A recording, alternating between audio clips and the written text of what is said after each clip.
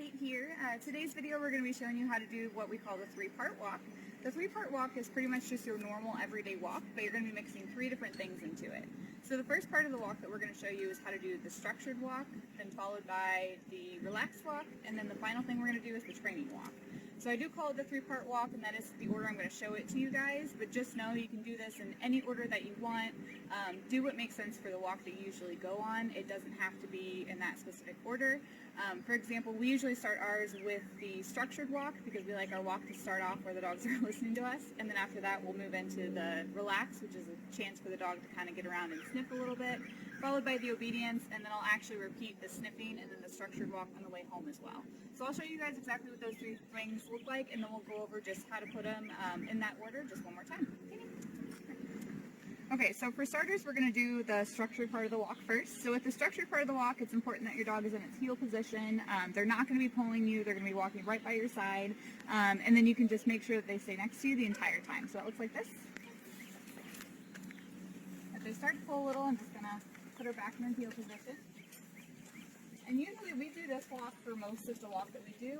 We're not going to let them stop and sniff stuff just yet. This is called the structured part because we want them to focus on what we're asking them to do. So usually we do this for about 10 to 15 minutes when we do our walks. So this next part I'm going to show you guys, we're just going to finish where we were with our structured walk, and then usually with the relaxed part of the walk, that's when you're giving them a chance to actually explore some of their surroundings. So with this, I recommend you're not near possibly a fence where there's another dog to cause your dog to be distracted. You're not near a busy road.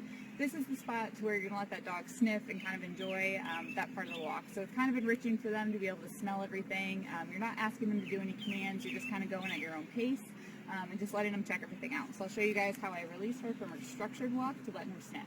And the command I'm going to use is say, okay, so that way she knows that we're no longer in that structured walk any longer.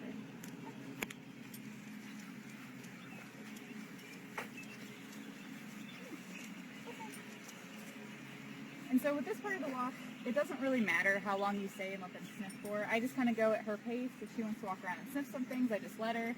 There's not anywhere where she can be reactive right now. This is a pretty calm part of our neighborhood, so I'm just going to let her walk around and enjoy herself and check some things out. Okay, so we just finished the part where I let her sniff, so now I'm going to show you guys how to do the training part of your walk. And with the training part of your walk, you're really just going to be giving them commands at some point during your walk. This just helps kind of build their confidence, focus on you, and just make sure that they're in tune to what you're doing.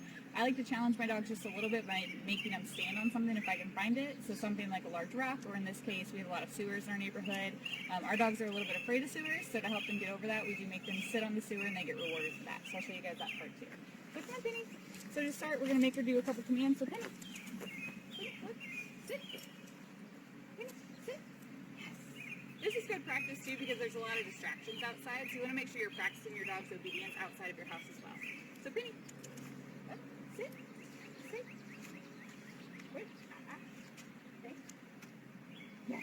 Good girl. Penny, come. Penny, here. Sit. Penny, sit. Sit. Stay. Stay. Penny, come. Good girl. And now we're going to go ahead and have her do a place command on top of the sewer. So Penny, place. Place. Good girl. Sit.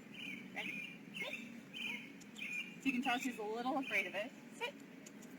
Penny, come on. Sit. Yes. Good girl. Good job. And so this also works if you see big boulders in the neighborhood, anywhere where you can pretty much stop and do some training with your dogs.